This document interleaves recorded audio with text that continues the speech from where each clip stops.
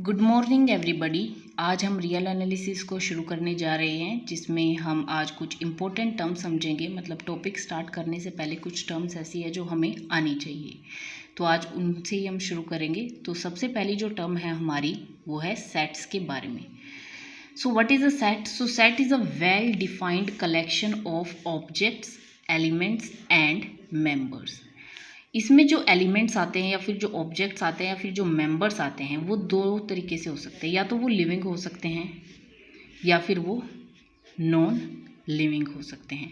अब non living की बात करें, नॉन लिविंग में तो एलिमेंट्स में हमारे नंबर्स आ जाते हैं, जैसे नेचुरल नंबर हो गए, होल नंबर हो गए, रियल नंबर हो गए।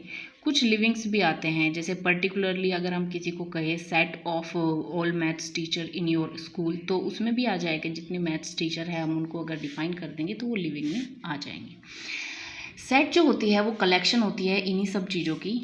और कैसी कलेक्शन होती है? ये होती है एक वेल डिफाइंड कलेक्शन। ऐसी कलेक्शन ये होती है जो पूरे यूनिवर्स में डिफाइन की जा सके। जैसे कि अगर हम इसको एक एग्जांपल से समझेंगे, यहीं पे मैंने लिख रखा है अ collection of all vowels in English alphabets.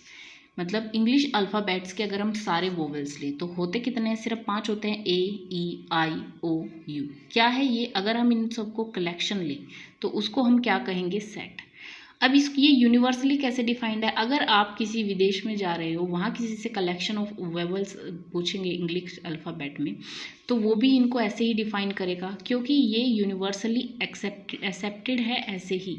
तो इनकी जो कलेक्शन होती है उसको क्या बोलते हैं? सेट बोलते हैं। और सेट हमेशा इन जो ये ब्रैकेट है इनसे डिफाइन होता है। इसके अलावा जो सेट है, अगर हम एक और एग्जांपल से समझे, a collection of whole number less than 15। 15 से छोटे अगर होल नंबर ले तो क्या होंगे? 0, 1, 2, 3, 4, 5, 6, 7, 8, 9, 10, 11, 12, 13, 14। अब इनको हम डिफाइन कर सकते हैं। हम कहीं भी पूछ ले ये सेम ही रहेंगे, तो इसको क्या बोलेंगे? सेट। कुछ ऐसी कलेक्शंस भी होती है जिसको हम सेट नहीं बोल सकते हैं। फॉर एग्जाम्पल ले, अगर अ collection of beautiful girls in India. अगर इंडिया की सब ब्यूटिफुल गर्ल्स की कलेक्शन ले, इसमें हम बॉयज़ भी ले सकते हैं, हैंडसम बॉयज़ या जो भी ले सकते हैं। तो अगर इसको हम ले और इसको हम समझे तो इससे हमें क्या समझ में आता है? इससे समझ में आता है कि अगर सबकी अपनी अपनी सोच होती है, कोई किसी चीज़ को ब्यूटीफुल मानता है, कोई किसी चीज़ को, इसको हम गर्ल्स ना लेके या फिर कुछ और ले, ब्यूटीफुल फ्लावर्स ही ले। गर्ल्स थोड़ा मतलब उल्टे वे में भी लिया जा सकता है, तो फ्लावर्स ले। तो अगर हम फ्लावर्स को ले रहे हैं, तो फ्लावर्स को अगर हम ले रहे हैं तो हो सकता है कि किसी को कोई से फूल पसंद हो, वो उन्हें ब्यूटीफुल मानता हो, किसी को कोई से फूल पसंद हो, वो उन्हें ब्यूटीफुल मानता हो। तो हम जो है इसको क्या कंसीडर कर सकते हैं? इसको हम कलेक्ट सेट नहीं कंसीडर कर सकते हैं। वो इसलिए क्योंकि ये यूनिवर्सली डिफाइन नहीं है। इसके अलावा अगर हम सेट को देखें तो सेट अलग अलग टाइप से डिवाइडेड होता है। अगर हम सेट को देखें तो दो हिस्सों में डिवाइडेड है, एक फाइनाइट एक इनफाइनाइट। इसके अलावा भी इसके काफ़ी सारे डिफरेंसेस होते हैं, बट मेन ये दो ही है। फाइनाइट सेट की अगर बात करें तो फाइनाइट सेट वे सेट होते हैं जिसमें जो नंबर ऑफ एलिमेंट्स है, यानी कि जो कार्डिनैलिटी है। कार्डिनैलिटी किसको बोलते हैं? जिस सेट के अंदर एलिमेंट्स होते हैं। जैसे वोवेल्स के सेट के अंदर ए, ई, आई, ओ, यू था, तो जो उनके नंबर्स है 5 नंबर थे, वे 5 थे, तो वो उनकी कार्डिनैलिटी थी। तो जो नंबर ऑफ एलिमेंट्स है, कार्डिनैलिटी है, वो कैसी होती है? वो होती है फाइनाइट। कैसी होती है? फाइनाइट होती है। जैसे उनको हम काउंट कर सकते हैं, काउंट इनफाइनाइट को भी कर सकते हैं, बट वो ख़त्म नहीं होते हैं। जैसे 1, 2, 3, 4, 5 ये एक सेट है, मान लो ये एक ए सेट है। अब इसके जो नंबर ऑफ एलिमेंट है ये भी फाइनाइट है, एक लिमिट तक है, तो इसको हम फाइनाइट सेट के अंदर कंसीडर करेंगे।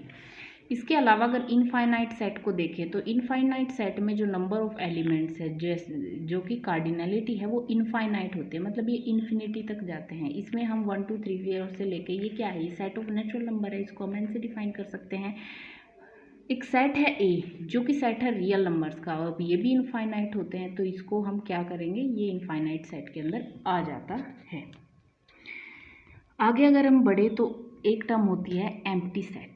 क्या होता है एम्प्टी सेट? तो एम्प्टी सेट उस सेट को बोलते हैं जिसमें कोई भी एलिमेंट्स नहीं होता है। मतलब इसकी कार्डिनैलिटी कितनी होती है? इसकी कार्डिनैलिटी कितनी होती है? तो इसकी जो कार्डिनैलिटी होती है वो कितनी होती है? कार्डिनैलिटी होती है इसकी 0। क्या होती है? 0। क्यों होती है 0? क्योंकि कोई एलिमेंट ही नहीं है।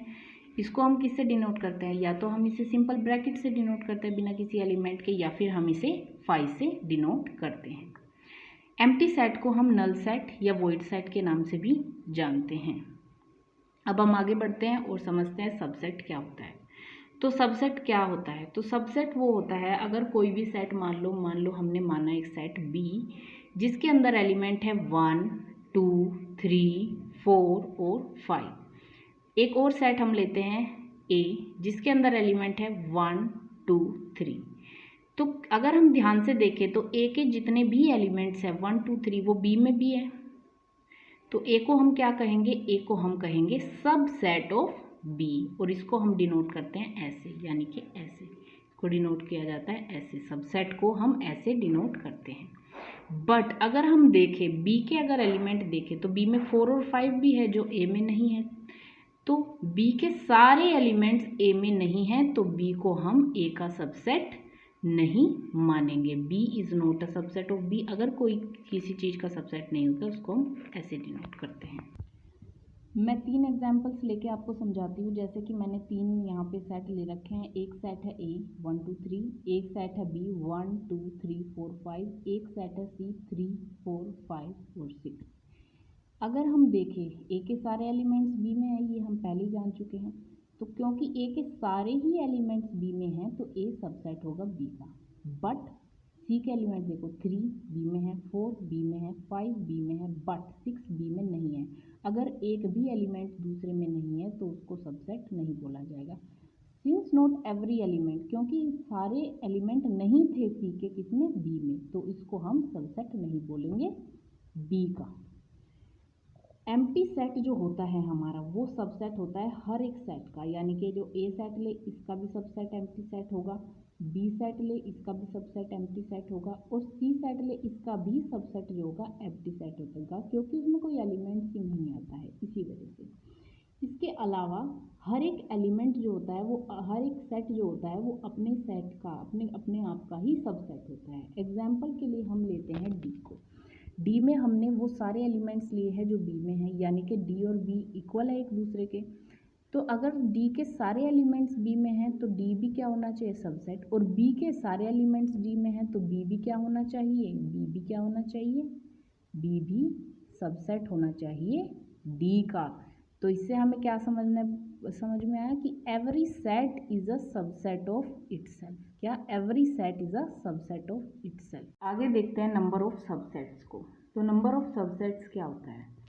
नंबर ऑफ सबसेट्स होता है, जैसे कोई सेट होता है उसके कुछ सबसेट्स होते हैं, तो उनके कितने सबसेट्स एक सेट के बन सकते हैं वो होता है नंबर ऑफ सबसेट। इसको डिफाइन करते हैं हम 2 की पावर n से, जहाँ पे n क्या है? n है नंबर ऑफ एलिमेंट्स। मान लो छोटा एग्जांपल लेते हैं। मान लो A जो है वो कोई सेट है 1 और 2, तो अगर इसके कितने सबसेट हो सकते हैं ये हमें निकालना है, तो हम लेंगे 2 की पावर n। तो 2 की पावर n कितने एलिमेंट्स है? 2, तो 2 की पावर 2, यानी कि इसके कितने होंगे? इसके होंगे 4 सबसेट। एक 1, 2, 5, 1, 2, मतलब ये अपने आप का भी होगा, 5 भी होगा, 1, 2 तो इसके सबसेट है ही। इसके अलावा अगर आगे आते हैं तो देखते हैं एक बड़ा एग्जाम्पल। जैसे कि हमने 4 एलिमेंट इसके अंदर लिए 2, 3, 4, 2, 3, 5, 6। अगर इसके अंदर हम देखें तो नंबर ऑफ एलिमेंट A के अंदर कितने होंगे? वो होंगे 2 to the power 4। 2 to the power 4 ले वो होगा 16, यानी कि इसके सबसेट कितने होंगे? इसके ये टोटल 16 सबसेट्स होंगे। अब आगे चलते हैं। अब हम समझते हैं एक और टर्म को जो है प्रॉपर सबसेट। एक होता है सबसेट, एक होता है प्रॉपर सबसेट। एक बहुत ही माइनर सा डिफरेंस है। सबसेट में क्या होता है? सेट अपने आप का भी सबसेट होता है, बट प्रॉपर सबसेट में सेट अपने आप का प्रॉपर सबसेट नहीं होता है। इसके अलावा जो बाकी एलिमेंट्स होते हैं वो सेम होते हैं। मान लो हमने एक एग्जाम्पल से समझते हैं, A लिया 1, 2, 3, इसके सबसेट क्या होंगे? 2 टू द पावर n, यानी कि 8 सबसेट होंगे।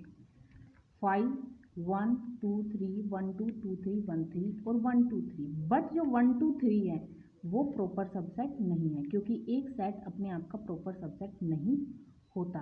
तो अगर नंबर ऑफ प्रॉपर सबसेट निकालने हैं तो 2 टू द पावर n करेंगे यानी कि 8। उसमें से हम क्या घटा देंगे, प्रॉपर सबसे मतलब सेट को अपने आप को घटा देंगे -1 यानी कि 7। तो इसका मतलब अगर हम नंबर ऑफ प्रॉपर सबसेट निकालें ऑफ सेट ए, वो क्या होगा 2 टू द पावर n -1, जहाँ पे n क्या है, n है नंबर ऑफ एलिमेंट्स। नेक्स्ट जो टर्म है हमारे पास वो है पावर सेट। जो सबसेट्स होते हैं, किसी भी सेट के जो सबसेट्स होते हैं उनको अगर कलेक्ट करके एक बड़ा सा सेट बनाया जाए तो उसको बोलते हैं power set of that set. Let A be a set, A को कोई सेट मान लिया है, तो जो फैमिली या कलेक्शन होगी ए के सारे सबसेट्स की उसको बोलेंगे हम पावर सेट ऑफ ए। इसको डिनोट करते हैं पी, ए से डिनोट हम इसको करते हैं। मान लो बहुत छोटा सा एग्जांपल लेंगे, एक क्या है, एक सेट है, इसके अंदर एलिमेंट है 2, 1 और 2। तो इसके सबसेट क्या होंगे, 5 का सबसेट होगा 1 होगा 2 होगा 1 2 होगा, ये अभी हमने समझा। बट इसका अगर एक सेट बना ले, मतलब ये जो है इस पूरे सेट के एलिमेंट्स अगर हम बना ले तो इसका एक बड़ा सेट बनेगा, उसको हम बोलेंगे पावर सेट ऑफ ए। अगर इसके एलिमेंट्स निकालने हैं तो वो किसके बराबर होंगे, वो subsets, number of subsets of A के बराबर होंगे। क्यों होंगे, क्योंकि हम ए के सबसेट्स की कलेक्शन ले रहे हैं, जितने भी सबसेट हैं। तो number of subsets of A is equal to total number of elements of P A. ये किसके इक्वल है, मान लो ये 4 है, मान लो नंबर ऑफ एलिमेंट्स ऑफ ए है 2, तो टोटल नंबर ऑफ सबसेट्स कितने होंगे 2 की पावर n 2 की पावर 2 4। वो किसके बराबर होगा, तो number of subsets of A वो बराबर होगा number of all elements of power set of A, power set of A. अब हम बिल्कुल लास्ट में आ गए हैं इंपॉर्टेंट टर्म्स की। उसमें हम दो चीज़ें समझेंगे, एक होता है ओपन इंटरवल और एक होता है क्लोज्ड इंटरवल। ओपन इंटरवल को हम ऐसे डिफाइन करते हैं इन कोमास से, या फिर हम इनको ऐसे खोल देते हैं बाहर की साइड ऐसे, या तो ऐसे या फिर ऐसे। इसमें क्या होता है, मान लो हम एलिमेंट ले रहे हैं 1 और 2, तो 1 और 2 के बीच में आने वाली जितनी भी संख्या है वो इस सेट का हिस्सा है, इस इंटरवल का हिस्सा है। यानी कि जो इसके अंदर संख्या आती है ये वो 1 से तो बड़ी होगी और 2 से छोटी होगी। मान लो x संख्या इसके अंदर आती है तो 1 से बड़ी होगी 2 से छोटी होगी, यानी कि ना तो वो 1 के इक्वल होगी ना ही वो 2 के इक्वल होगी। इसको हम या तो ऐसे डिफाइन कर सकते हैं या फिर ऐसे डिफाइन कर सकते हैं। मान लो ये ए बी है, इसके अंदर आते हैं ए और बी, तो जो ए बी है वो इसमें इंक्लूडेड ओपन इंटरवल में या फिर सेट में इंक्लूडेड नहीं होंगे। दूसरा होता है क्लोज्ड इंटरवल। क्लोज्ड इंटरवल ऐसे डिफाइन होता है या फिर ऐसे। इसमें मान लो एग्जांपल ले हम क्लोज्ड इंटरवल में 1 और 2 का, तो अगर 1 और 2 का एग्जांपल लेंगे तो मान लो x कोई भी वैल्यू है वो 1 के इक्वल भी हो सकता है, 1 से बड़ा भी हो सकता है, 2 के इक्वल भी हो सकता है और 2 से छोटा भी हो सकता है। तो इसमें 1 और 2, या फिर हम कहें अगर यहाँ पे हम ए बी लें तो ए बी इसके अंदर आते हैं। इसके अंदर सेमी क्लोज्ड भी होता है,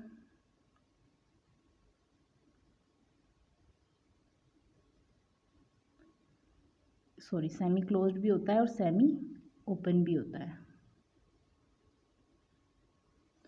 उसको कैसे डिफाइन करते हैं, इस तरीके से, या तो हम 0 1 ऐसे डिफाइन कर सकते हैं या फिर हम 0 और 1 ऐसे डिफाइन कर सकते हैं। इसमें 0 जो होता है, अगर हम ऐसे ओपन ले रहे हैं ना इस साइड से, मतलब 0 से बड़ा होने चाहिए वो वैल्यू, और 1 के तरफ ऐसे ले रहे हैं या 1 के इक्वल या उसके बराबर भी हो सकता है। अगर ऐसे ले रहे हैं तो 0 के इक्वल या उससे बड़ा भी हो सकता है x, और अगर ऐसे 1 को ले रहे हैं तो 1 इससे बड़ा ही होगा। तो ऐसे हम इसको डिफाइन कर सकते हैं। ये सेमी क्लोज्ड है और ये सेमी ओपन है। तो इसी के साथ ये वीडियो जो है यहीं पे अब मतलब समाप्त होती है। इस कल से हम इसके जो मेन टॉपिक है जैसे bounded sets, neighbourhood of a set, ये सब चीज़ें हम स्टार्ट करेंगे। तो आप चैनल को सब्सक्राइब करो, शेयर करो, बेल आइकन को प्रेस करो ताकि आप ज़्यादा से ज़्यादा आगे आने वाले टॉपिक्स को देख सको। और अगर आपको वीडियो अच्छी लगी हो तो कमेंट भी ज़रूर करना। Thank you so much.